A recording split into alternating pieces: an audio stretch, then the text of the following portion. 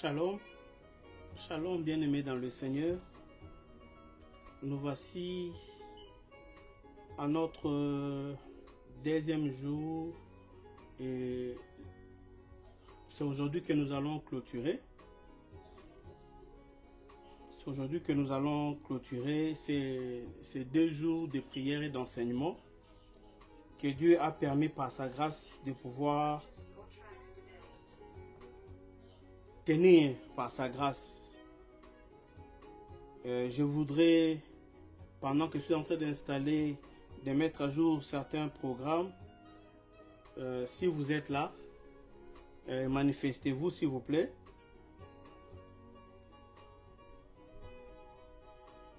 Nous avons 5 minutes de mise à jour. Partagez les liens. Que Dieu vous bénisse. Si vous m'écoutez, que Dieu vous fasse grâce, que Dieu vous bénisse. Nous bénissons le Seigneur, partageons les liens. Si le son est bon, faites-le moi savoir s'il vous plaît. Vous savez, ce n'est pas facile. Parfois, la technique a ses caprices. Mais je crois qu'avec l'aide du Seigneur, tout va bien se passer. Et pendant ce temps, pendant que tu te prépares à ces cultes, je voudrais tout simplement te dire que tu n'es pas à la mauvaise adresse. Que Dieu soit béni, que Dieu soit loué. Nous bénissons le Seigneur, le maître de temps et le maître des circonstances. Il ne nous a pas abandonnés, il est fidèle. La Bible dit, tout ce que Dieu déclare, il accomplit. Nous bénissons le Seigneur. Vaut mieux 1 minute, 1 heure dans sa présence que 1000 ans ailleurs. Voilà pourquoi, bien-aimé dans le Seigneur, je t'encourage, toi qui me suis en ce moment, à pouvoir partager le lien. On se donne encore 2, 3, 4, 5 minutes. Que le Seigneur Dieu Tout-Puissant soit glorifié. Alléluia. Merci Seigneur. Merci Jésus. Merci Jésus pour ta grâce. Merci Jésus pour ta grâce et ton soutien. Merci pour le souffle de vie au grand roi. Le principe de la vie, c'est toi, Seigneur. Sans toi, Seigneur, nous ne serions pas ici en ce moment. Seigneur, c'est toi qui nous tiens par ta main et qui nous fait avancer. Seigneur, si n'était ta présence dans nos vies, ta grâce, Seigneur, que serions-nous devenus? Le monde nous hait. La méchanceté bat son plein, Seigneur. Mais nous avons trouvé refuge sous tes ailes. Selon que ta parole déclare, celui qui est sous l'abri du Très-Haut repose à l'ombre du Tout-Puissant. Oui, Seigneur, nous avons intérêt de dire, nous sommes sous l'ombre du Tout-Puissant, parce que nous avons trouvé grâce. Moïse n'a-t-il pas dit, Seigneur, si tu as dit que tu as trouvé grâce devant toi, je vais te voir. Seigneur, la grâce, c'est cette capacité que nous-mêmes sommes incapables de produire. La grâce, c'est cette capacité, Seigneur, ces aptitudes que toi seul détiens le secret. Voilà pourquoi, Seigneur, nous te disons merci. Merci pour le souffle de vie tendre, Père. Merci pour la patience que tu as manifestée à mon endroit pour que moi je sois sauvé. Pour que moi je connaisse ton nom, pour que moi je puisse, éternel le Dieu Yahweh, te chercher, Seigneur, pour que je puisse habiter, Seigneur Yahweh, dans ta présence. Merci pour tout, Jésus. Merci, tendre Père. Nul n'est comme toi, Seigneur. Nul n'est comme toi, Jésus. Nul n'est comme toi, éternel le Dieu des armées. Nous te disons merci. Bien-aimé, pendant ce temps, tu vas lui dire merci. Merci pour toutes les grâces. Tu vas lui dire merci pour toutes les grâces qu'il a faites à ton endroit. Regarde-toi. Regarde-toi. Qu'est-ce que Dieu n'a pas fait dans ta vie? Qu'est-ce que Dieu n'a pas fait dans ta vie? Pendant que tu dormais, tu ne sais pas comment les diables s'étaient levés pour te combattre. Mais toi, Dieu a combattu pour toi. Dieu a combattu pour toi. Je voudrais te demander quelque chose, une faveur. Ne t'arrête pas de lui dire merci. Ne t'arrête pas de lui dire merci pour tout ce qu'il a fait dans ta vie. Ne t'arrête pas de lui dire merci pour ce qu'il est pour toi. Ne t'arrête pas de lui dire merci pour ce qu'il représente pour toi. Oh, merci Jésus. Seigneur, merci pour le secours que tu as porté à mon endroit, à ma maison. Merci pour le secours que tu as manifesté, Seigneur, lorsque j'étais, Seigneur, seul. Alors que l'ennemi m'enveloppait, Seigneur, il m'entourait pour mettre fin à ma vie. Mais Seigneur, ta droite m'a secouru. Tu n'as pas permis, Yahweh, que la gloire revienne à l'ennemi, au malin. Tu as permis, Seigneur Jésus, oh Dieu Tout-Puissant, tu n'as pas permis que l'ennemi puisse, Éternel Dieu, m'avoir. Je te dis merci. Merci pour tout, Seigneur. Merci pour ta grâce. Merci pour ta grâce. Merci pour ta grâce. Alléluia. Sois béni, sois glorifié, l'agneau de Dieu. Sois glorifié, le prince de paix. Il n'y a point de Dieu comme toi. Il n'y a point de Dieu comme toi. Merci Seigneur. Merci Jésus. La Bible dit qui a cru à ce qui nous a été annoncé, qui a reconnu le bras de l'Éternel. Il s'est élevé comme une faible plante. Il n'avait pas un regard. Il n'avait pas de beauté pour attirer nos regards. Mais ce sont nos péchés qu'il a transportés. C'est Jésus dont je présente ce soir. Il est 22 heures, passé de 24 minutes, nous voulons clôturer ces instants que Dieu a permis, m'a mis à cœur par rapport à son peuple. Nous élevons nos voix, nous lui disons merci. Seigneur, sans toi, nous ne pourrions pas être là. Si j'existe, c'est par ta grâce. Tu m'as pris, Seigneur, de la boue là où j'étais. Tu ne m'as pas voulu que je me perde comme tout le monde. Je ne suis pas spécial par rapport aux autres, mais je n'ai fait que bénéficier de ta grâce. C'est cette faveur que je ne mérite pas. On n'achète pas ta grâce par de l'argent. On n'achète pas ta grâce avec de l'or. On n'achète pas ta grâce avec Yahweh l'uranium. On n'achète pas ta grâce avec l'armement réuni du monde entier. Mais la grâce, c'est une faveur qui découle de toi. La grâce, c'est l'expression de tes bontés dans nos vies. La grâce, tu l'as fait couler auprès de qui tu l'as fait couler, Seigneur. Voilà pourquoi, lorsque Israël, tu l'as appelé ton premier-né, c'était par la grâce. Tu as parcouru le monde.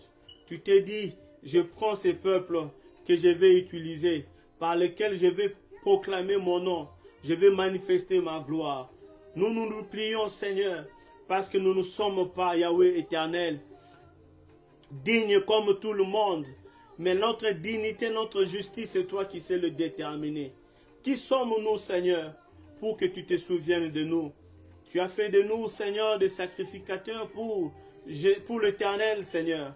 Tu as voulu que nous puissions marcher, Seigneur, sur ces sentiers, sur cette terre, éternelle Dieu, en annonçant l'Évangile. Oh, Yahweh, merci. Merci pour tout celui qui se connecte en ce moment. Merci pour tout celui à qui tu as fait grâce, Seigneur Yahweh, de prendre connaissance de ces programmes. Et je le bénis, Seigneur, de partout. Je bénis, Seigneur Yahweh, le pasteur Papi, que Dieu vous bénisse, pasteur Papi Nzenza, que Dieu vous bénisse. Que Dieu bénisse Maman Nancy, tous ceux qui se sont connectés, tous ceux qui partagent ces liens. Que la grâce de Dieu vous localise. Si vous étiez malade, si vous avez des inquiétudes, j'aimerais te rassurer une chose. La Bible dit, nul ne peut venir dans sa présence. Nul ne peut venir dans sa présence et sortir tel qu'il est entré. Parce que là où Jésus est, il y a toutes les solutions possibles. Ce qui est impossible à l'homme est possible à Dieu. Voilà pourquoi la Bible dit, venez à moi, vous tous qui êtes fatigués et chargés, et je vous donnerai du repos. C'est Jésus-là est capable de te restaurer. C'est Jésus-là est capable de te donner des victoires. Selon qu'il est écrit, avec Dieu, nous irons de gloire en gloire et de victoire en victoire. Parce que Dieu n'est pas un homme pour mentir. Il n'est pas un fils de l'homme pour se repentir. Il est Dieu. Que Dieu soit béni. Que Dieu soit béni. Au nom de Jésus. Alléluia. Alléluia. Que Dieu soit béni. Nous continuons à partager ces liens. Que tous ceux-là qui se connectent en ce moment, que Dieu vous bénisse. Merci Seigneur. Merci Jésus. Alléluia. Bien-aimés, nous allons lire un passage de la Bible avant qu'on ne puisse continuer. Ces passages de la Bible, nous les trouvons dans les livres des psaumes, d'Ésaïe plutôt, Ésaïe chapitre 1.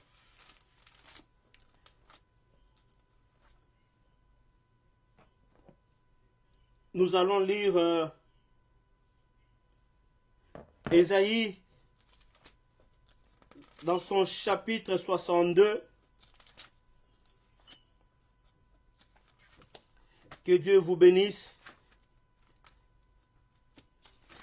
Ésaïe 62. La Bible nous dit, pour l'amour de Sion, je ne m'étairai point, et pour l'amour de Jérusalem, je ne prendrai point du repos, jusqu'à ce que son salut paraisse comme l'aurore, et sa délivrance comme un flambeau qui s'allume. Alors, les nations verront ton salut, et tous les rois ta gloire, et l'on t'appellera d'un nom nouveau, que la bouche de l'Éternel déterminera. Tu seras une couronne éclatante dans la main de l'Éternel, un turban royal dans la main de ton Dieu. Il dit, on ne te nommera plus, on ne te nommera plus délaissé, on ne nommera plus ta terre désolation, mais on t'appellera mon plaisir en elle, et on l'appellera ta terre épouse, car l'Éternel met son plaisir en toi. Est-ce que quelqu'un peut dire Amen? Bien-aimé, tu dois comprendre que Dieu t'aime.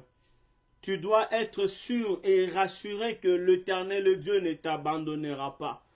Voilà pourquoi il dit dans ce passage d'Ésaïe 62 qui doit être pour toi aussi une révélation de ce soir, que pour l'amour de Jérusalem, je voudrais remplacer Jérusalem par ta présence, par ton nom. Je voudrais dire à quelqu'un, pour l'amour de Dieu pour toi, l'Éternel Dieu ne t'abandonnera pas. Il dit, pour l'amour de Jérusalem, il ne va pas prendre du repos. En d'autres termes, notre Dieu veut ceci. Il ne s'arrêtera pas de chercher des voies, des moyens pour que toi, tu sois réellement dans le repos. Pour que toi, tu bénéficies de tous les avantages en tant qu'enfant de Dieu. Pour que toi, tu sois à l'aise là où tu es. La Bible dit tout simplement ceci, que l'Éternel Dieu Tout-Puissant rendra nos ennemis nos marchepieds. Il dit, assieds-toi à ma droite, mon Seigneur, pour que je fasse de tes ennemis ton marchepied. J'aimerais dire à quelqu'un ce soir ou ce matin, selon sa zone géographique, que notre Dieu combattra nos ennemis. Il ne s'arrêtera pas jusqu'à ce que nos ennemis, tes ennemis, deviennent ton marchepied. On t'a beaucoup combattu pendant l'année 2024. Ils t'ont combattu pendant que tu étais dans le sein de ta mère.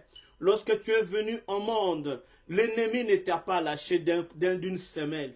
Il a commencé à te détruire. Mais j'aimerais te dire ceci, selon la prophétie, la révélation d'Ésaïe 62, que l'Éternel Dieu te donnera un nom nouveau. Il dit, il va t'appeler mon plaisir en elle. Et il va appeler ta terre. Ça veut dire, c'est que toi tu posséderas. Il va l'appeler, tu vas l'appeler mon plaisir. La Bible dit, ce qui est plaisir, c'est ce qui réjouit le cœur. La Bible dit, la joie de l'Éternel a réjoui le cœur de l'Éternel. En d'autres termes, nous donne la force. Oh, bien-aimé dans le Seigneur, ce matin ou ce soir, de là où tu me suis, sache une chose, que l'Éternel ne t'abandonnera pas. Amen. L'Éternel ne t'abandonnera pas. Nous sommes là en train de chercher à clôturer nos 2 jours de prière. Ces 2 jours de prière et d'enseignement, Dieu voulait qu'on les passe parce que c'était sa volonté. Ce qui n'est pas sa volonté ne s'accomplit jamais et ne voit jamais jour. Amen. Que Dieu vous bénisse. Que ce message prophétique d'Ésaïe 62 vous affecte. La Bible dit tout simplement ceci. Tu seras un flambeau qui s'allume entre les mains de l'Éternel. Je dis à quelqu'un, sois un flambeau entre les mains de l'Éternel. Car ce qui est entre les mains de Dieu, personne ne peut arracher. Que Dieu vous bénisse. Que Dieu vous bénisse abondamment. Amen. Bien-aimés, nous allons continuer. Nous n'avons pas beaucoup de temps parce que nous devons aussi prier. J'étais en train de dire depuis hier que Dieu m'avait mis à cœur par le moyen du Saint-Esprit que j'organise au nom de notre église Arche Source de Vie, Arving de Dallas, 2 journées de prière et d'enseignement. Et ces passages qui nous avaient intéressés, c'est dans le livre de Apocalypse, dans son chapitre 3 et le verset 20 précisément. Et je vais devoir les relire pour la bonne compréhension et faire peut-être des petits toilettages par rapport au message, au fondement d'hier. Amen. Que Dieu bénisse son peuple. Que Dieu vous bénisse, vous qui avez laissé les lits. Parce que Papa Barthes, que Dieu vous bénisse. Il doit être qu'à 5 heures là où vous êtes. Et vous avez laissé les lits pour pouvoir m'écouter. Vous ne m'écoutez pas, mais vous écoutez la voix de l'Éternel. Maintenant aussi que Dieu vous bénisse. Pasteur, Papi, que Dieu vous bénisse. Je vais lire pour la bonne compréhension ce passage de la Bible dans Apocalypse 3 à partir de son verset 14. Et je vais insister sur le verset 20. Amen. La Bible nous dit ceci. Écrit à l'ange de l'église de Laodicée. Voici ce que dit l'Amen, le témoin fidèle et véritable, le commencement de la création de Dieu. Retenez ces choses. Voici ce que dit l'Amen. Écrivez dans votre, quelque part où retenez l'Amen. C'est une présentation que Jésus donne à cette église de Laodicée. Il dit, voici ce que dit l'Amen, le témoin fidèle et véritable, le commencement de la création de Dieu. Retenez ces 3 mots, l'Amen, le témoin fidèle et le commencement de la création. Chapitre 15, bien-aimés dans le Seigneur. Je connais, Dieu pose maintenant le problème et les constats. C'est Jésus qui pose ces constats. Il dit ceci. Je connais tes œuvres. Je sais que tu n'es ni froid, ni bouillant. Puisses-tu être froid ou bouillant? Ainsi, parce que tu es tiède et que tu n'es ni froid ni bouillant, je te vomirai de ma bouche. Il continue en disant, parce que tu t'es dit, je suis riche, je me suis enrichi et je n'ai besoin de rien. Et parce que tu ne sais pas que tu es malheureux, misérable, pauvre et aveugle et nu, je te conseille d'acheter de moi de l'or éprouvé par le feu, afin que tu deviennes riche, et des vêtements blancs, afin que tu sois vêtu, et que la honte de ta nudité ne paraisse pas, et un collier pour oindre tes yeux, afin que tu vois. Moi, l'Éternel, c'est Jésus qui dit ça, je réponds et je châtie tous ceux que j'aime. Et donc du zèle et répands-toi. Le verset 20, la Bible dit, voici, je me tiens à la porte et je frappe. Si quelqu'un entend ma voix et ouvre la porte, j'entrerai chez lui, je souperai avec lui et lui avec moi. Pour rendre beaucoup plus clair ces passages, je vais ajouter le 21 qui dit, « Celui qui vaincra, je le ferai asseoir avec moi sur mon trône, comme moi j'ai vaincu et me suis assis avec mon Père sur son trône. » Que la parole de Dieu soit honorée de tous. Bien-aimés, avant que je ne détaille ces principes, je voudrais faire un rappel de base. Nous devons savoir ceci, bien-aimés dans le Seigneur. La première des choses, Dieu existe. Dieu existe. Est-ce que quelqu'un peut dire Dieu existe? Il est le créateur de toutes choses. La Bible dit dans le livre de Genèse qu'au commencement, Dieu créa les cieux et la terre. Et Dieu fait le constat de ceci. La terre était informe et la terre était vide. Ça veut dire qu'il n'y avait rien. Il dit, dans le rien, il y a eu les ténèbres qui étaient à la surface de l'abîme. Mais l'Esprit de Dieu se mouvait au-dessus des eaux. Puis Dieu dit, c'est le début de la création. Pourquoi j'ai voulu dire que Dieu existe et qu'il est il est le créateur de toutes choses? C'est parce que si je vous ramène dans le livre de l'Apocalypse, dans son chapitre 3, le verset 14, Jésus-Christ se présente à travers de ces passages en disant, voici ce que dit 1. L'Amen. 2. Le témoin fidèle et véritable. Et 3. Le commencement de la création de Dieu. Ici, Jésus confirme que Dieu existe et qu'il était là au commencement de toutes choses. Jésus n'était pas absent, il était là. Jésus a fait le constat ensemble avec Dieu créateur parce que lui-même était Dieu pour dire qu'il n'y avait rien. Voilà pourquoi il se présente à l'église de Laodicée avec ces trois caractéristiques. L'Amen, les témoins fidèles et véritables et le commencement de la création. J'avais dit ceci, bien-aimé. Amen signifie tout simplement ainsi soit-il. Amen veut dire cette parole doit s'accomplir telle qu'elle a été proclamée. En d'autres termes, lorsque Dieu a constaté qu'il y avait le vide, qu'il y avait le ténèbre, alors Dieu s'était dit en lui-même, je dois proclamer la création, je dois commencer une création. Et dans le commencement de cette création, Dieu a pris ce qu'on a appelé l'Amen, Dieu a pris ce qu'on a appelé la parole, Dieu a pris le témoin fidèle qui était Jésus. Et il a commencé à déclarer. Ainsi, le début de la création a commencé. Bien-aimés, la seconde des choses que nous devons connaître, c'est laquelle? C'est que le mensonge vient du diable. Le diable est un menteur. Ne faites pas confiance au diable. On l'appelle le père du mensonge. La Bible dit de lui qu'il est le père du mensonge.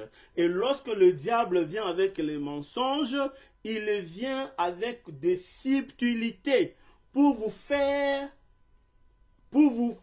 sortir de la présence du Dieu créateur. Amen. La troisième des choses, bien-aimés, la vie que nous menons sur cette terre est un choix. Je parle du choix, pourquoi? Parce que le choix provient d'une décision réfléchie que chacun de nous a avant de pouvoir poser un acte. Notre choix que nous avons aujourd'hui pourra déterminer notre demain. Le choix que nous faisons aujourd'hui sera déterminant pour le lendemain.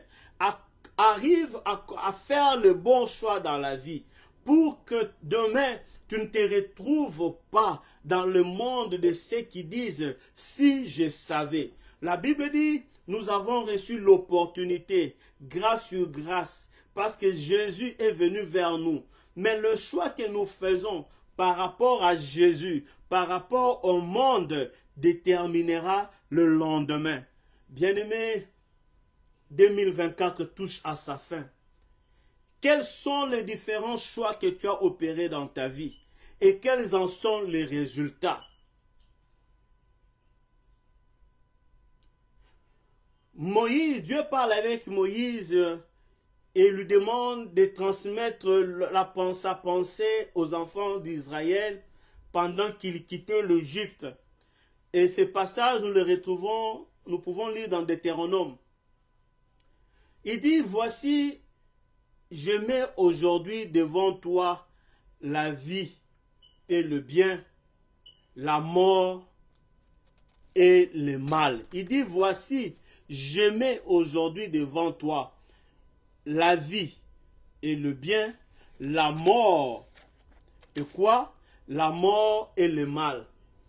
Car je t'ai prescrit aujourd'hui d'aimer l'Éternel ton Dieu, de marcher dans ses voies et d'observer ses commandements. Amen. D'observer ses lois et d'observer aussi ses ordonnances. Pourquoi? Pour que tu vives et que tu multiplies et que l'Éternel ton Dieu te bénisse. Te bénisse dans le pays que lui-même t'a juré d'entrer en possession. En d'autres termes, c'est Dieu qui présente ce qu'il est appelé à faire au peuple d'Israël. Il lui dit, j'ai fait le choix entre le bien et la vie et entre la mort et le mal.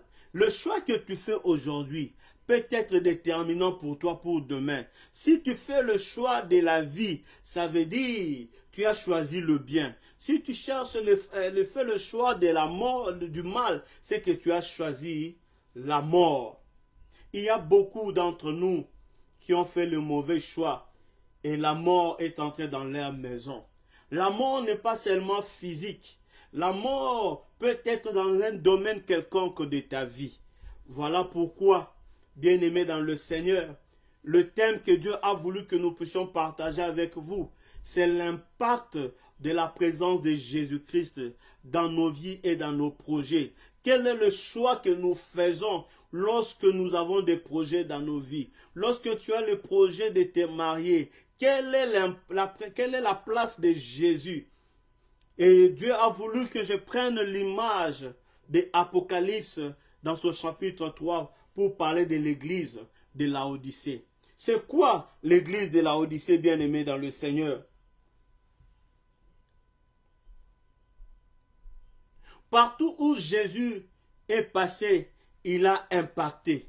Jésus, dès même sa naissance, bien-aimé dans le Seigneur, Jésus a entraîné les bouleversements du monde, de telle sorte que même les mages, je parle bien des mages, lorsqu'ils ont su qu'il y avait le Messie qui était né, il y avait un fils, un enfant de particularité, un enfant particulier, exceptionnel, qui venait de naître. La Bible dit qu'ils ont regardé dans le ciel, une étoile venait d'apparaître. Et pendant qu'ils étudiaient l'étoile, parce que la particularité des mages était aussi d'étudier les étoiles, c'était comme des astrophysiciens.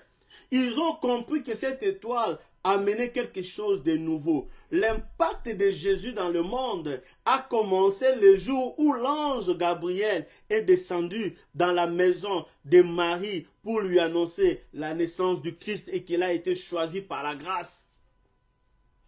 Bien-aimé, Jésus dont je voudrais parler aujourd'hui, qui dit « Je me tiens à la porte et je frappe », c'est celui qui a fait déplacer les mages avec les cadeaux. Ils ont juste vu l'étoile. Ils ont commencé à suivre l'étoile. Ils ont vu les étoiles se réunir ensemble en train de chanter des cantiques de gloire à l'honneur de notre Seigneur et Sauveur qui était né. Jésus a bouleversé le monde à tel point que lorsque Hérode a entendu parler de cette histoire, il a paniqué, il s'est retrouvé en train de penser à beaucoup de choses, jusqu'à faire naître en lui la jalousie. Ceci l'a même poussé à pouvoir tuer à tuer les enfants des garçons nés pendant cette période.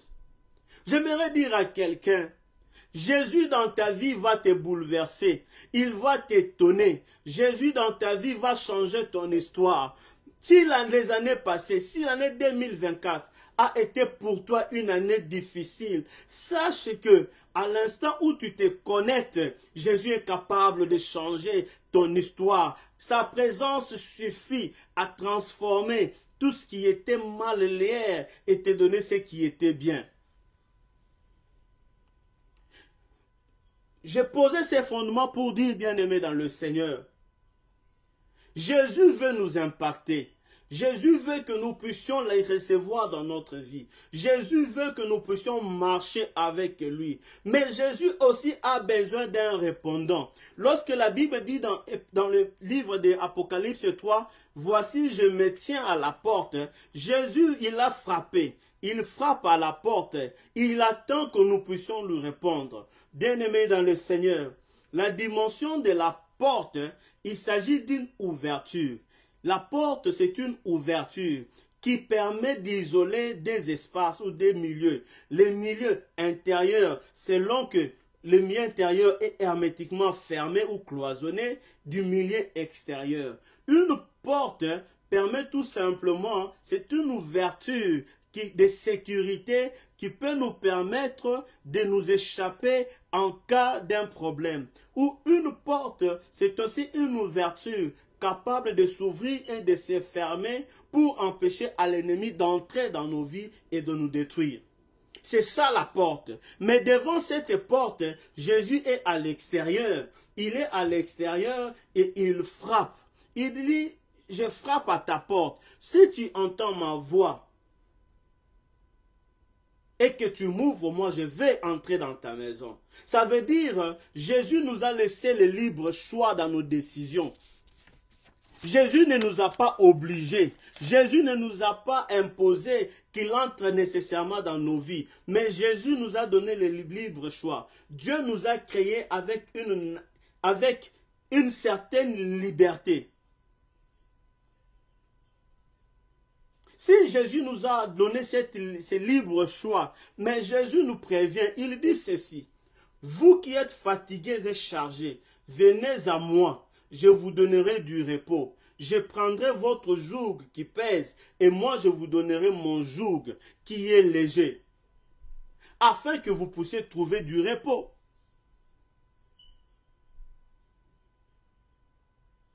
Bien-aimés dans le Seigneur, cet thème est l'impact que Jésus, de la présence de Jésus dans nos vies et dans nos projets, il est important. Pourquoi? C'est un mystère. Pourquoi c'est un mystère? C'est parce qu'il s'agit d'une représentation spirituelle entre Jésus-Christ et notre vie en nous. La porte dont il s'agit de notre cœur. La Bible dit, nous sommes le temple du Saint-Esprit. Jésus veut habiter là où il y a le cœur de l'homme.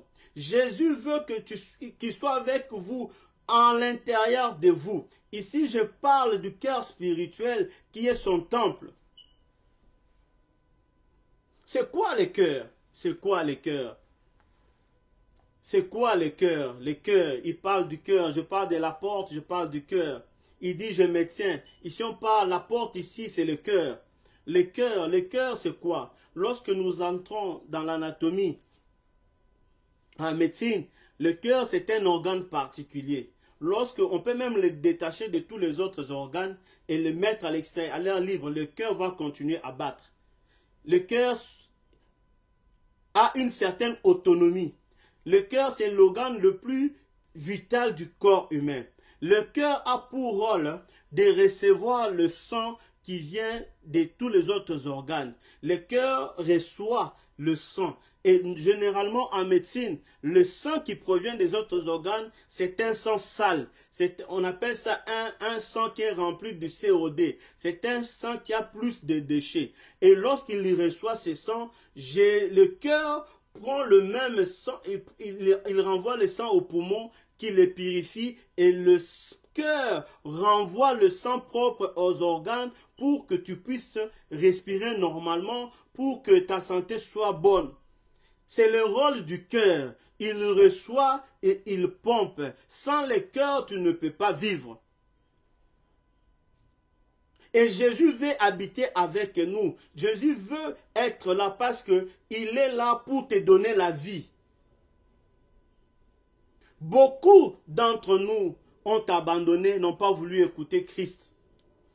Beaucoup ne se sont pas adaptés, n'ont pas répondu à l'appel de Jésus. La Bible dit au commencement était la parole était avec Dieu, la parole était Dieu. Elle a été au commencement de toutes choses. Il dit, cette parole a été manifestée à quiconque l'a reçu, lui a donné le pouvoir de devenir enfant de Dieu. Bien-aimé, je voudrais dire ceci. L'image de Laodicée, je voudrais parler de l'église de Laodicée. Nous allons terminer aujourd'hui. Mais je ne voudrais pas terminer sans que tu aies compris l'image de l'église de Laodicée dont on nous parle. Bien-aimé dans le Seigneur, Laodicée, c'était une île qui s'est retrouvée en Asie. Cette ville a été parmi les 7 villes où Paul a eu à prêcher l'évangile. Mais pendant le temps de captivité de l'apôtre Jean, Jean est le seul des disciples de Jésus, si pas le seul parmi ceux-là qui ont échappé à la décapitation. La plupart des disciples de Jésus ont été des martyrs, à l'instar d'Étienne. Mais Jean a été envoyé dans l'île de Patmos, qui était pratiquement une prison à ciel ouvert. Et c'est pendant qu'il était là que l'ange apparaît à Jean. Et pendant que l'ange lui apparaît, l'ange lui dit, voici, tu vas adresser aux 7 églises de l'Asie ce que j'ai contre eux, certaines reproches. Il a parlé de l'église de Thyatire, on a parlé de l'église de Pergame, on a parlé de l'église de Philadelphie, on a parlé de l'église de Laodicée. Et en parlant de l'église de Laodicée, il y a eu une certaine particularité. Il dit à cette église que voici ce que dit l'Amen, ce que dit le fidèle, celui qui était présent dès le commencement de la création. Il lui dit, voici ce que j'ai contre toi. Je connais tes œuvres. Je sais que tu n'es ni froid, tu n'es ni bouillant. Il dit, tu n'es pas froid, tu n'es pas bouillant.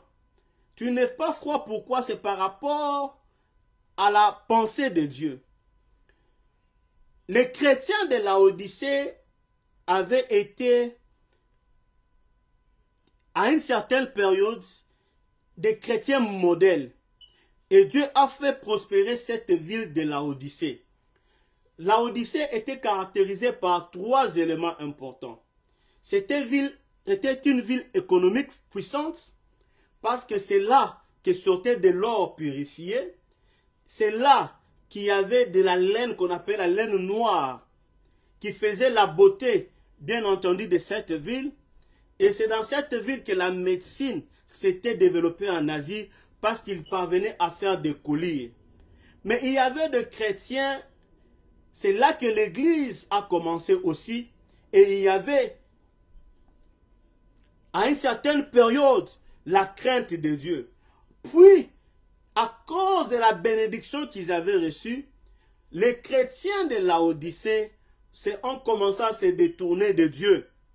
Ils ont commencé à regarder les richesses qu'ils avaient, l'honneur et la gloire qu'ils avaient, comme étant leurs propres efforts. Voilà pourquoi Jésus leur a dit ceci, « Je connais tes œuvres. C'est que Toi, tu te dis riche alors que tu es en réalité pauvre. Tu te dis que tu n'as besoin de rien alors qu'en réalité, tu es malheureux. Il dit, tu te dis que tu peux voir alors qu'en réalité, tu es un aveugle, tu ne vois pas. Alors, cette attitude a fait que le chrétien de Laodicée avait perdu la place devant Jésus. Ils avaient perdu leur place devant Dieu.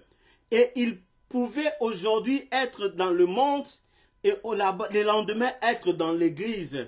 Voilà pourquoi la Bible dit tout simplement que on ne te comprend plus. Le zèle là, tu n'en as plus. Tu n'es ni froid, tu n'es ni chaud par rapport à l'église et à la pensée de l'église. Et comme tu n'es ni chaud et que tu n'es ni froid, moi je vais te vomir.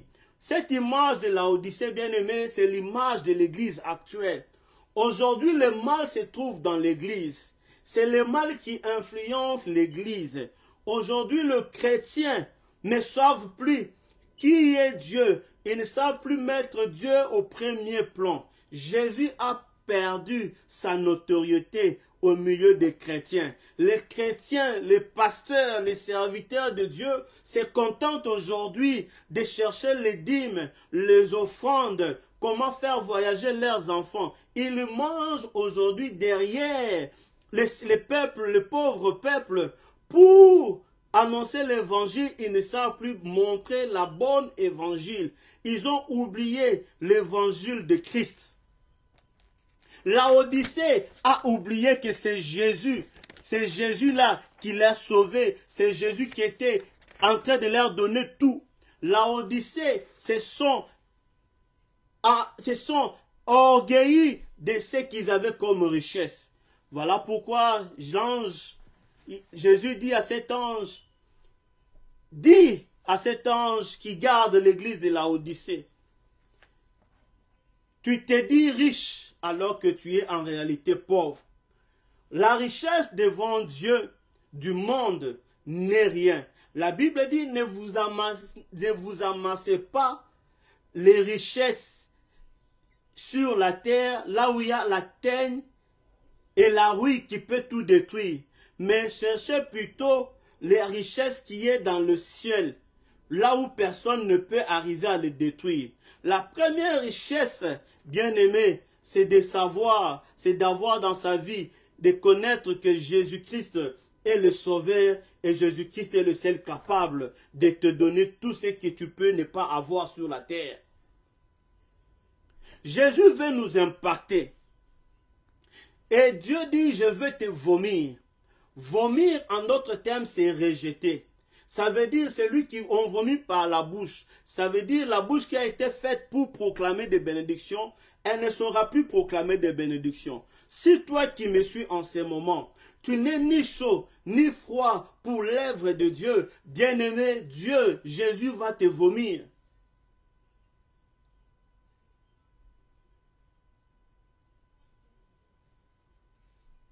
Voilà pourquoi nous avons besoin, lorsque nous allons plus loin dans ce passage, la Bible dit, répands-toi, répands-toi, et les ailes de te repentir.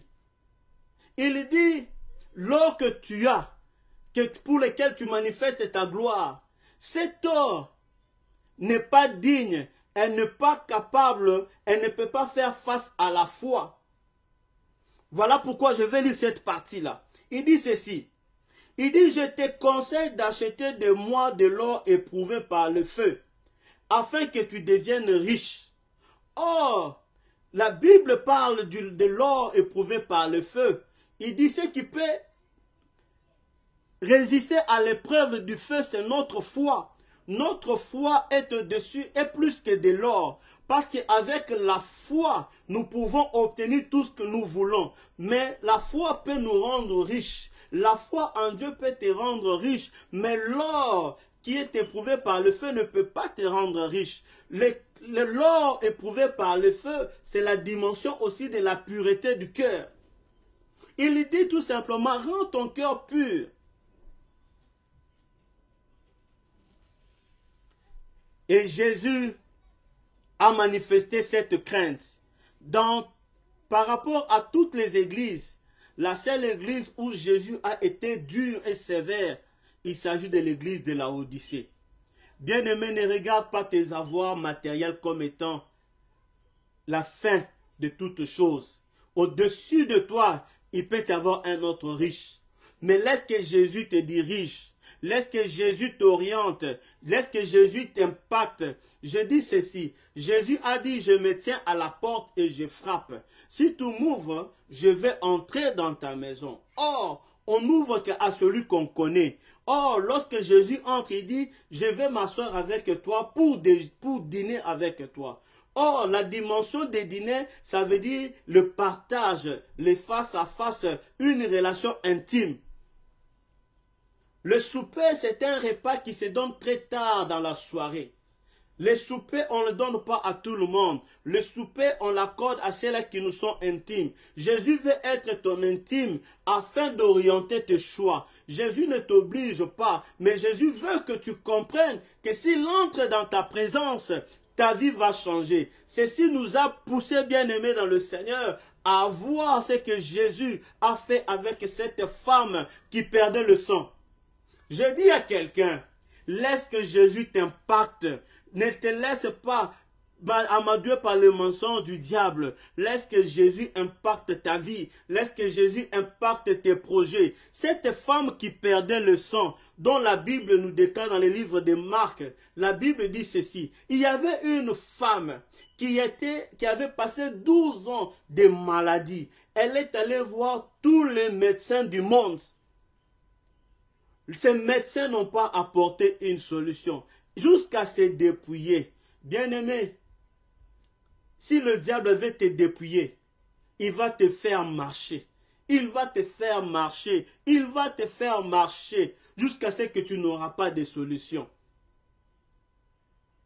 Mais un jour, cette femme a entendu parler de Jésus. Alléluia. Un jour, elle a entendu. Je suppose que cette femme a beaucoup suivi Jésus. Mais cette femme qui avait suivi Jésus, elle était fatiguée. J'aimerais dire à quelqu'un, ne suis pas Jésus, mais laisse que Jésus te touche. Sois là au bon endroit et au bon moment. Laisse-le te toucher. Parce que si toi tu le touches, tu vas te fatiguer. Laisse que Jésus t'impacte. Laisse que Jésus te touche. Je suis sûr que chaque fois que cette femme entendait parler de Jésus plus loin, pendant qu'elle allait, Jésus était déjà en déplacement. Parce que Jésus n'était pas toujours au même endroit. Il pouvait aller à tel endroit, il prie, on le chasse, il fuit, il va ailleurs, il traverse les mers et tout ça. Mais un jour, elle a entendu que Jésus passerait par là. Qu'est-ce qu'elle a fait? Elle a disposé son cœur. Elle est allée là où Jésus devait passer. Or, Jésus avait notre objectif. Mais pendant que Jésus avait notre objectif, Jésus est passé par là. J'aimerais dire à quelqu'un, il faut être violent pour saisir la bénédiction de Dieu. La Bible dit, les royaumes des cieux appartiennent aux plus violents. Cette femme était là dans la foule. Pendant que Jésus allait pour guérir le fils de Jairus, cette femme s'est dit en elle-même, je ne peux pas toucher Jésus, son corps, ou demander une aide, mais j'ai entendu sa voix, j'ai entendu sa voix, j'ai entendu sa voix. La Bible déclare, elle avait entendu parler de Jésus. Jésus proclamait des bénédictions. Et cette femme est restée là au bon moment et au bon endroit. Et pendant qu'elle avait entendu parler de Jésus, Jésus est passé. Jésus n'avait plus besoin de dire « femme soit guérie » ou « femme soit restaurée ». Mais la foi de cette femme a suffi pour ouvrir son cœur et recevoir la bénédiction. Bien-aimé, il y a des miracles et des miracles dans la vie lorsqu'on a Christ. Cette femme a reçu le miracle authentique. Dès l'instant où elle avait disponibilisé son cœur, Jésus avait impacté sa vie. Tout ce qui était comme perte de sang s'était arrêté. Bien-aimé, le sang, c'est un liquide qui a plusieurs composantes. Le sang, dans le sang, il y a l'hémoglobine, il y a le fer, il y a l'oxygène et il y a ce qu'on appelait l'M, H-E-M. Et le sang dans sa composition normale, le sang provient des os, de la moelle osseuse. Et par révélation, la Bible dit, lorsque Jésus a été placé à la croix, on l'a percé dans un de ses côtés. La Bible dit, aucun de ses os n'avait été brisé. Parce que si on avait brisé les os de Jésus, c'est là qu'il y avait la source de vie. Alors, il ne donnerait plus la vie. Mais on a juste percé, le sang a coulé. Or, j'ai dit ceci, le cœur de l'homme arrive à prendre le sang qui était avec les déchets et il nous donne le sang propre. Ça veut dire là où il y a la vie qui nous permet de vivre. Jésus a transporté nos péchés. Il a accepté nos péchés et son sang à lui a porté la vie. Dans le sang, il y a la vie. La Bible nous dit que la vie de l'homme se trouve dans son sang. Or, le sang se trouve dans les os et qui sont formés dans les os. Or, l'os, c'est un élément dur du corps. On ne casse pas facilement l'os. Parce que, bien aimé dans le Seigneur, pour casser l'os, il faut être fort. La composition de l'os est différente de tous les autres cartilages du corps. Et cette femme, lorsqu'elle a saisi Jésus par la foi, le sang qui était en Jésus s'est identifié à cette femme par la foi. Elle s'est dit non, dans cette femme, il y a son sang qui est en train, il y a la vie qui est en train de se perdre. Comme c'est moi qui suis géniteur de la vie, alors je proclame et je déclare que la vie que cette femme perdait par la perte de sang puisse être arrêtée et que ma vie entre dans sa vie. Et voilà pourquoi il y a eu cessation immédiate de perte de sang. J'ai dit à quelqu'un, Dieu est capable de faire cesser l'hémorragie dans ta vie. Il y a des gens qui ont des hémorragies financières. Il y a des gens qui ont des pertes des enfants. Ils perdent tout. Ils ne savent plus de comment faire. Mais je dis à quelqu'un, il suffit que tu sois en contact avec Jésus. Jésus va t'impacter. Que celui qui croit dise Amen. Que celui qui croit à ces paroles, qu'il dise Amen, et que tout ce qui était comme hémorragie dans sa vie s'arrête au nom de Jésus. Bien-aimé, Jésus ne s'est pas arrêté là. Vous connaissez l'histoire de Bartimée. On l'appelait Bartimée, fils de Timée. Bartimée était un aveugle. Il était là, la Bible nous donne la position de Bartimée. Bartimée était un. Il était fils de Timée. On dit Bartimée, fils de Timée. Et Bartimée, on nous détaille même Bartimée. Il dit Bartimée était un aveugle et il était un mendiant et il était assis sur le chemin. Bien-aimé dans le Seigneur, lorsque Bartimée a entendu, le fait que tu sois aveugle ne t'empêche pas d'entendre. Le problème, c'est que tu dois bien entendre. Jésus a dit, je me mets à ta porte et je frappe. Celui qui entend ma voix, j'entrerai, je souperai avec lui. J'aimerais dire à quelqu'un, si tu n'as pas bien entendu, ne sois pas pressé. Entends d'abord qui te parle. Il y a des gens qui se sont fait des pasteurs, qui se sont fait des évangélistes, des prophètes, des serviteurs, sans avoir entendu ce que Dieu est en train de communiquer. Bien-aimé, écoutez l'histoire de Samuel. Le jeune Samuel, pendant qu'il dormait à côté du prophète Élie, du vieux prophète que Dieu avait rejeté, pendant qu'il dormait, il a entendu une voix qui l'appelait pour dire Samuel, Samuel, Samuel. Et Samuel s'est levé de son sommeil, il courait vers le prophète Élie. La Bible dit, Élie s'est dit, ce n'est pas moi qui t'ai appelé, rentre dormir. Il est allé pour la seconde fois, la même chose. Pour la troisième fois, alors le prophète a compris que c'était Dieu qui l'appelait. Il lui a dit, si tu entends la voix une fois de plus, dis Seigneur, me voici. Alléluia. Mais voici, parle, car ton serviteur écoute. Bien-aimé, si tu entends mal, tu feras mal. Ne sois pas pressé dans la vie. La Bible dit, cette femme-là qui avait perdu, elle a attendu 12 ans. Mais toi, tu es pressé, pourquoi? Toi, tu es pressé, pourquoi? Pourquoi tu dis, ma vie n'a pas changé? Sois patient, attends le bon moment. Jésus est en train de frapper. Apprends à discerner le vrai du faux. Parce qu'à côté du faux, il y a toujours le vrai. C'est lui qui ne comprend pas et qui n'entend pas, qui ne discerne pas, qu'on mettra des erreurs et ces erreurs lui coûteront cher à l'avenir. Tu risqueras de dire, Dieu ne m'aime pas. Or, Dieu nous aime tous de la même manière. Et Bartimée, ces jours-là, il était là, assis au bord de sa route. Je voudrais même dire, Bartimée était comment on les appelle?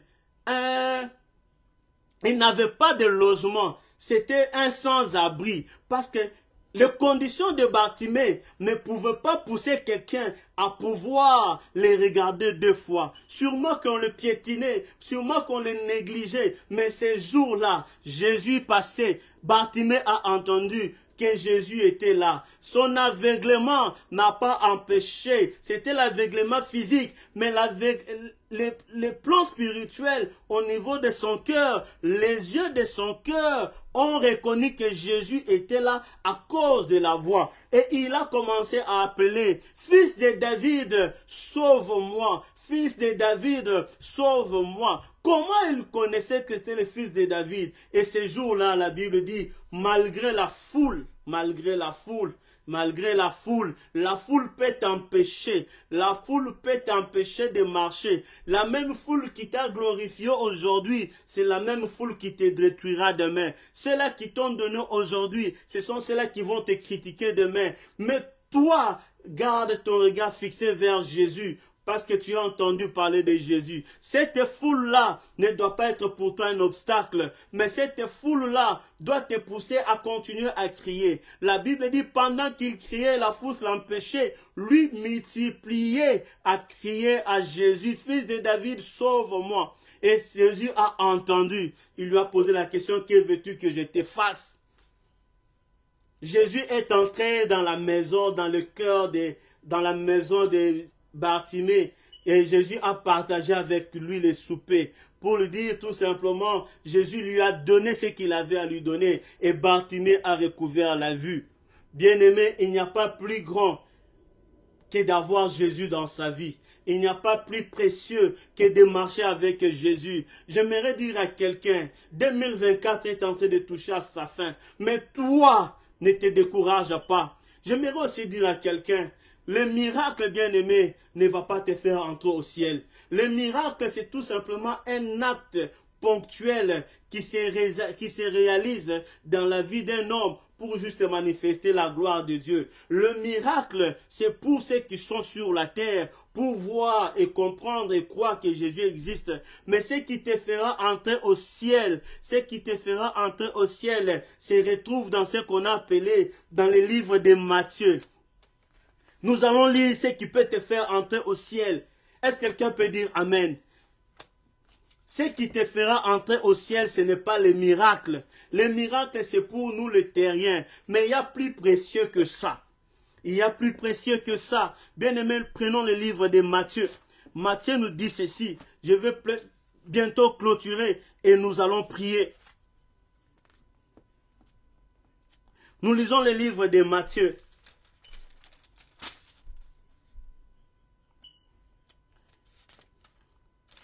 Amen.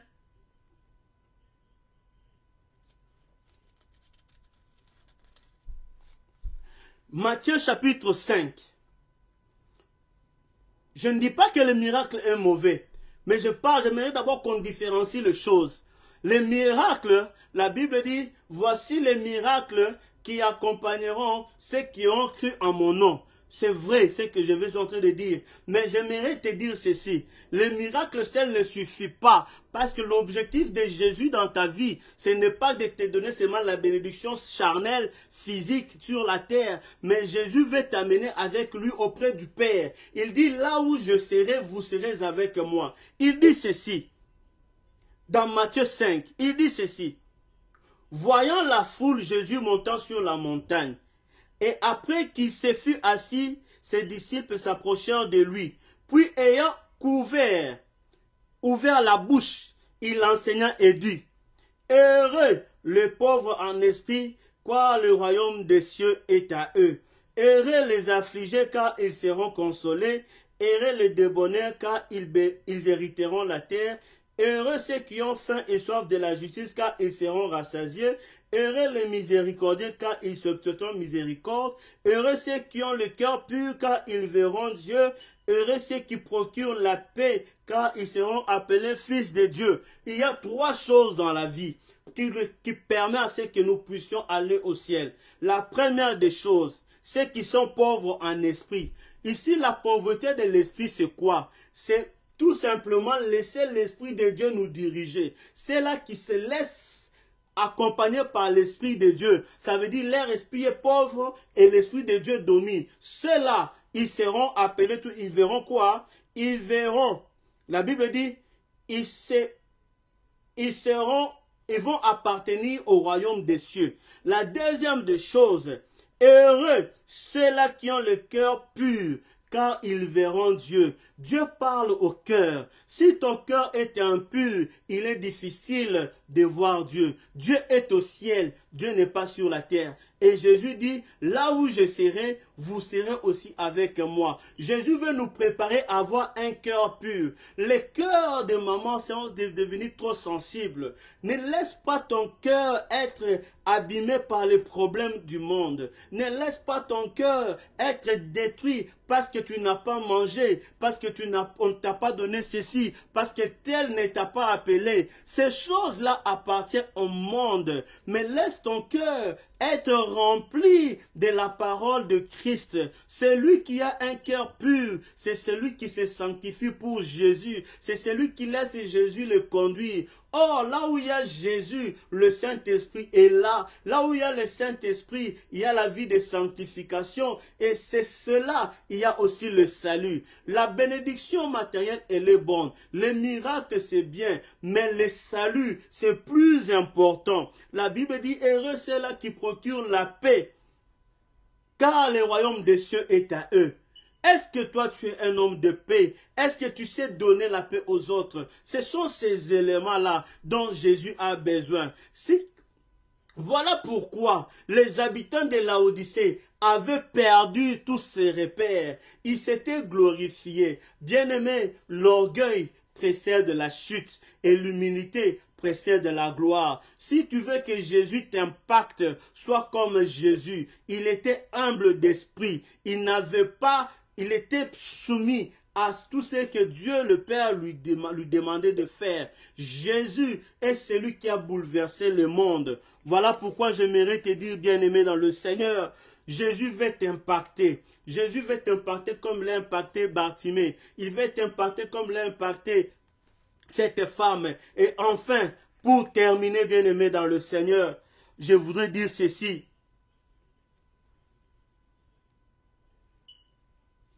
Vous ne pouvez pas suivre Jésus si vous n'avez pas la foi en Christ.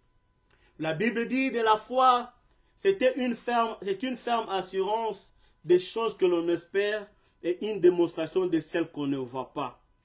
Bien-aimé, celui qui a la foi, la Bible dit, si tu n'as pas la foi, il est difficile de lui être agréable. Il faudra que ceux-là qui s'approchent de Dieu croient que Dieu existe et qu'il est le rémunérateur de tous ceux-là qui le cherchent. J'aimerais dire à quelqu'un, 2024, le voici touché à sa fin.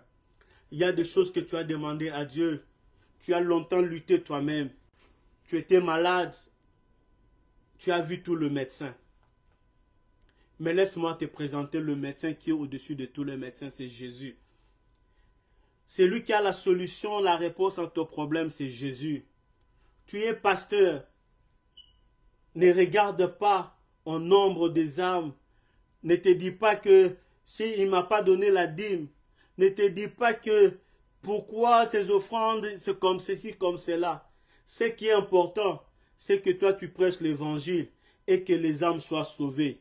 Ce qui est important, c'est que tu rendes ton cœur agréable devant Dieu et que tu continues à croire que sans Jésus, ta vie n'aurait pas de sens.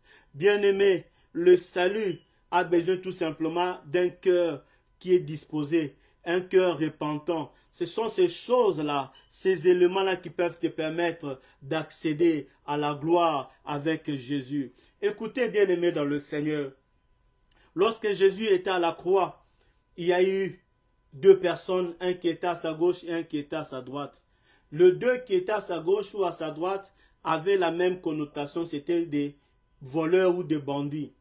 Mais Jésus qui n'était pas bandit a été mis au milieu de ces deux-là.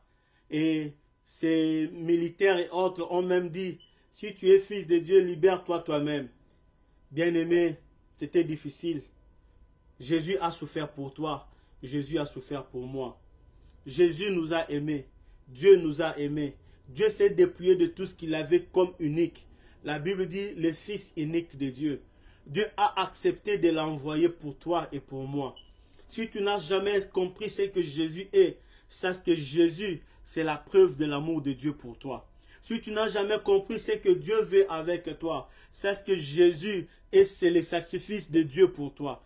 Dieu a accepté d'envoyer son Fils. Il a accepté de l'humilier. Lui qui était prince. La Bible dit qu'il était le prince de paix. Il était au ciel. Il était là au début de la création. Mais cet homme de Jésus est descendu du ciel. Il est venu pour toi. Il est venu pour moi. Si tu n'as jamais entendu parler de Jésus, laisse-moi te dire, c'est une opportunité pour toi. Mais laisse pas quelqu'un d'autre venir détruire ta relation avec Jésus. Laisse que Jésus entre dans ta vie. Ces jours-là, à la croix, il y a eu un des prisonniers qui a dit, toi qui te dis fils de Dieu, pourquoi tu ne te libères pas de cette croix pour que l'on croie que tu es fils de Dieu? Un autre prisonnier a dit, Seigneur, moi je crois que tu es le fils de Dieu et que toi, nous savons, nous sommes ceux-là qui avons commis le péché. Nous méritons d'être pendus au bois. Nous méritons la malédiction. Mais toi, qu'est-ce que tu as fait?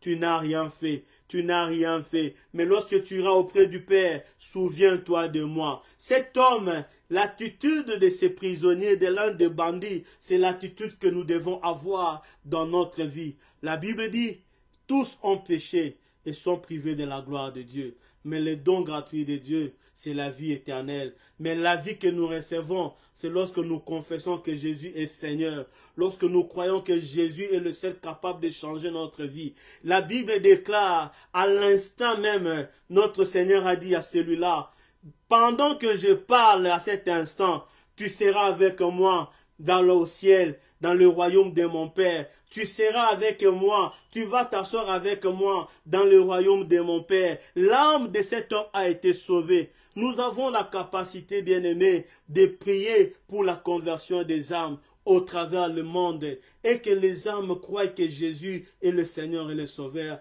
Alors Dieu vous bénira, alors Dieu vous impactera. Dieu ne peut pas impacter quelqu'un qui ne veut pas. J'ai commencé par dire, la vie est un choix. Le choix que tu fais aujourd'hui, déterminera ton avenir demain. Si tu fais les mauvais choix, bien-aimé, tu t'apprendras qu'à toi-même. Mais si tu fais les bons choix, gloire au Seigneur, parce que les anges seront dans la joie. Si tu étais dans les mauvaises voies, si tu n'avais pas compris certaines choses, bien-aimé, en écoutant cette parole, répands-toi. Dis à Dieu, je me répands pour toutes les fois où j'ai négligé de t'écouter, où j'ai négligé d'écouter ta voix. Parce que la voix de Jésus, lorsqu'elle te parle, elle entre dans ton cœur, elle transforme ton cœur, elle t'établit, elle te restaure. Que Dieu vous bénisse. Que Dieu vous bénisse abondamment. Que Jésus entre dans vos maisons. Que Jésus entre dans vos familles. Que Jésus entre partout, là où il y avait des combats. Que Jésus entre et qu'il vous restaure. Que Jésus-Christ entre et qu'il vous restaure. Voilà pourquoi, bien-aimé, là où tu es, commence à demander, Seigneur Jésus, viens. Seigneur Jésus, viens dans ma vie. Dis, Seigneur, je veux te voir dans ma vie. Dis, Seigneur, je veux te voir dans ma vie. Dis, Seigneur, je veux te voir dans ma vie. Je veux que tu entres dans mon cœur. Il dit, voici, je me mets à ta porte et je frappe. Si tu m'ouvres, je vais entrer et je vais souper avec toi. Voilà pourquoi, bien-aimé dans le Seigneur, commence à demander. Demande la présence de Jésus dans ta maison.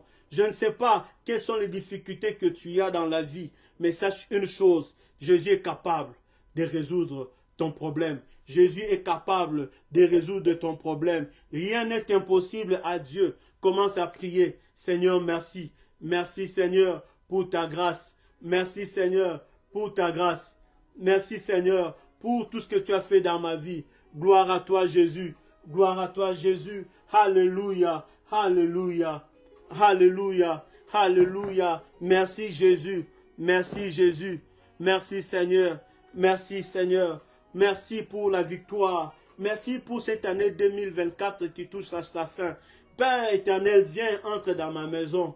Entre dans ma famille. Mes projets, tu les connais. Tu connais, Seigneur, mais je ne peux commencer ces projets sans toi. C'est toi le meilleur collaborateur que je peux avoir dans ma vie. Il n'y a que toi qui peux me conseiller. Il n'y a que toi qui sais que cette route est mauvaise pour moi. Je ne vais pas me contenter de moi-même. Je veux me contenter de ce que toi tu me dis. Tu ne m'as pas obligé, mais tu m'as laissé le libre choix. Voilà pourquoi je suis là, Seigneur. Je t'implore dans ma maison. Je t'implore dans mes projets, Seigneur, d'avenir. Demain, Seigneur, c'est une nouvelle année qui va commencer. Je vais commencer avec toi. Je veux que tu me dictes au nom de Jésus. Bien-aimés, nous faisons une deuxième prière. Nous avons encore à peu près 2 à 5 minutes pour clôturer. La Bible dit, garde ton cœur de plus que toute autre chose, car c'est de lui que viennent les sources de vie. Bien-aimés, nous voulons prier pour nos cœurs. Ne laisse pas l'ennemi venir perturber l'état de ton cœur. Si ton cœur est perturbé, il te sera difficile d'entendre la voix de Dieu. Si ton cœur a des soucis, il te sera difficile de connaître le projet de Dieu pour toi. 2024, il y a des choses que tu devais avoir, que tu n'as pas pu avoir, parce que ton cœur n'a pas été sage de considérer que ce que le monde veut m'offrir n'est pas bien par rapport à la pensée de Dieu pour moi. Dieu dit à Jérémie, voici Jérémie, je connais le projet que j'ai formé sur toi, projet de paix et de bonheur, et non un projet de malheur. Pourquoi? Pour te donner un avenir et de l'espérance. Dieu a un projet merveilleux pour toi. Demande à Dieu, Seigneur, touche mon cœur.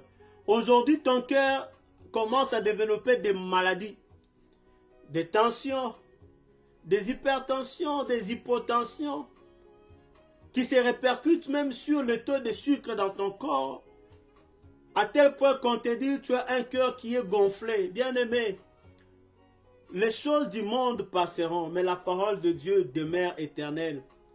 C'est cette parole qui vous a été annoncée. Elle apporte la paix, elle apporte la joie, elle apporte la lumière et elle apporte la guérison.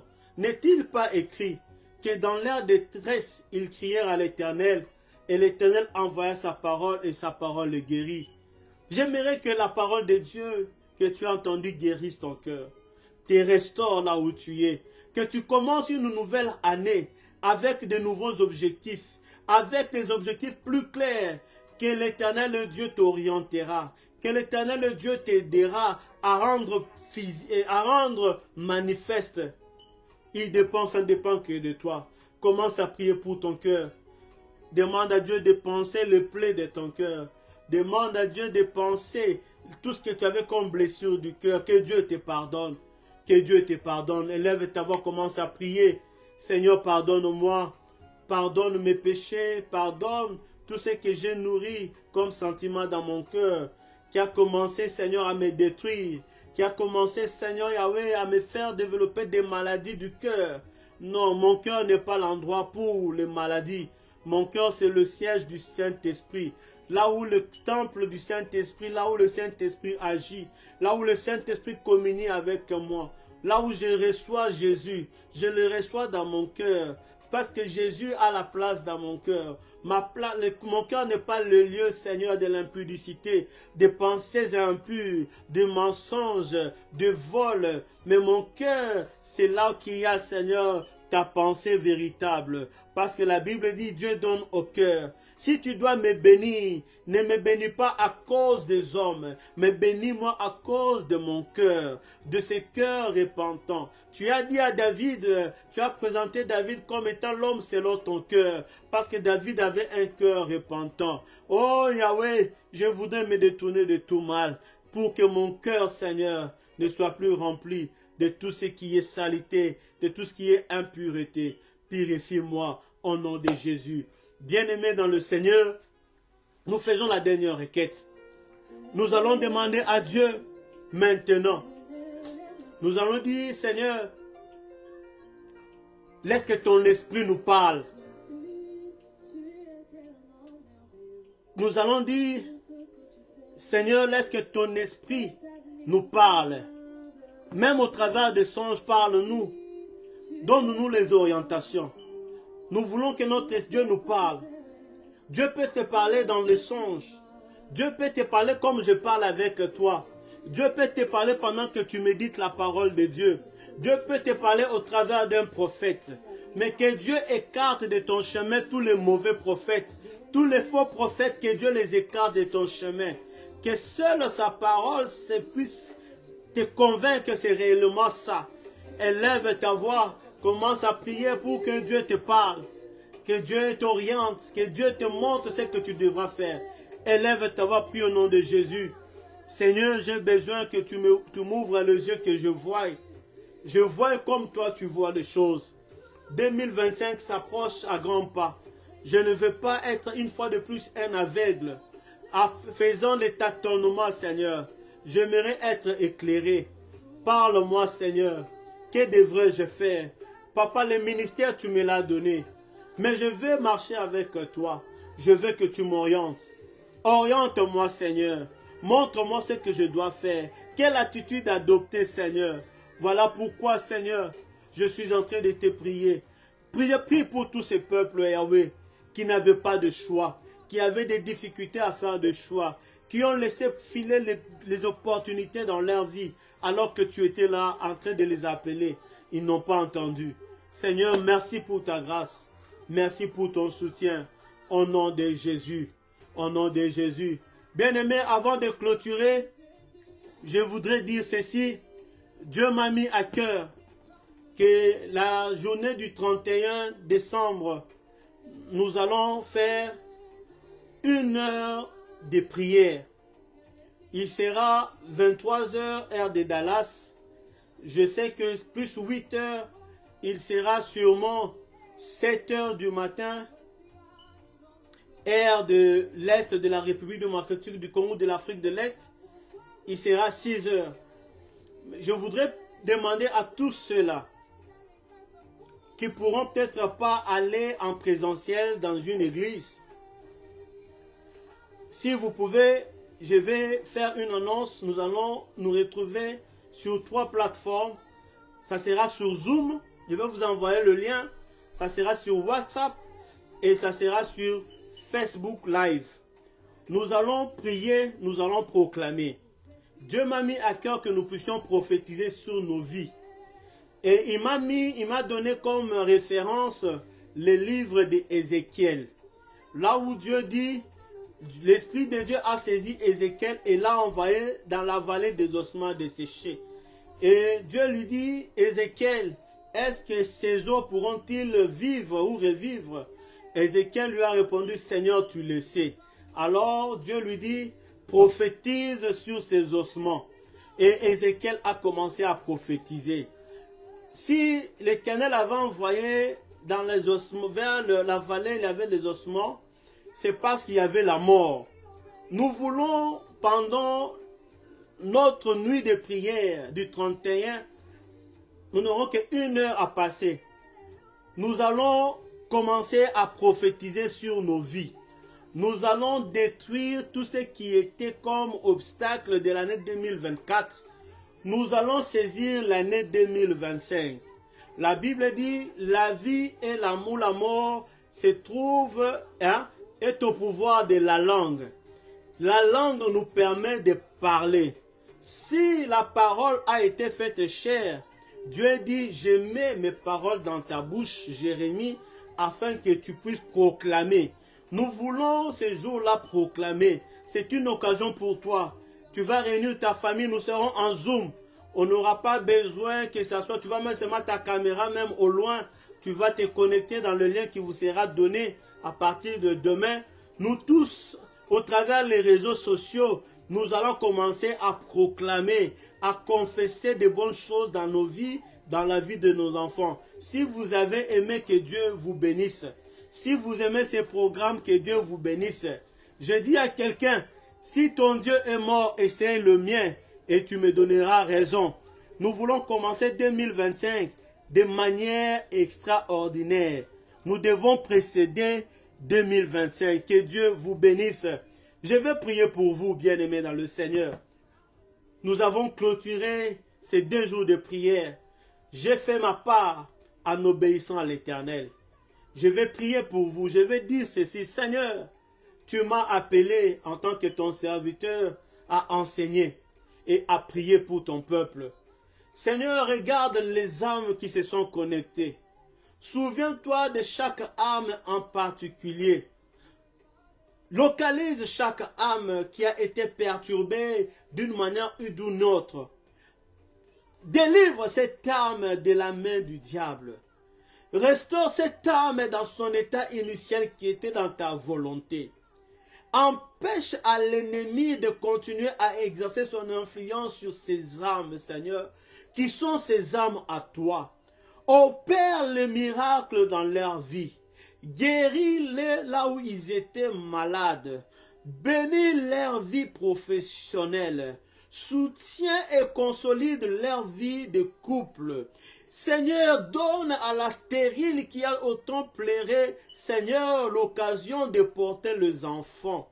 Yahweh, arrête l'hémorragie qui agissait dans leur vie financière et qui déploie ton armée céleste et qu'ils voient de leurs propres yeux ce que toi, le Dieu très haut, est capable de faire dans leur vie. Je prie au grand Dieu que la peste et les ravages ne puissent pas les affecter. Que lorsque l'ennemi viendra comme un fleuve dans leur vie, que ton esprit qui s'est levé pour les éclairer, le mette les disperse de tous côtés, Seigneur. Que la tranquillité, la joie et la paix soient leur partage. Dans le nom puissant de Jésus, je les bénis ce soir, je le bénis demain, je les bénis après-demain, je les bénis et je dis qu'ils sont vainqueurs et qu'ils sont heureux. C'est là qui ont entendu la voix de l'Éternel. Que Dieu vous bénisse abondamment. Soyez bénis, soyez bénis. On se retrouve le 31 et que Dieu soit loué. Au revoir.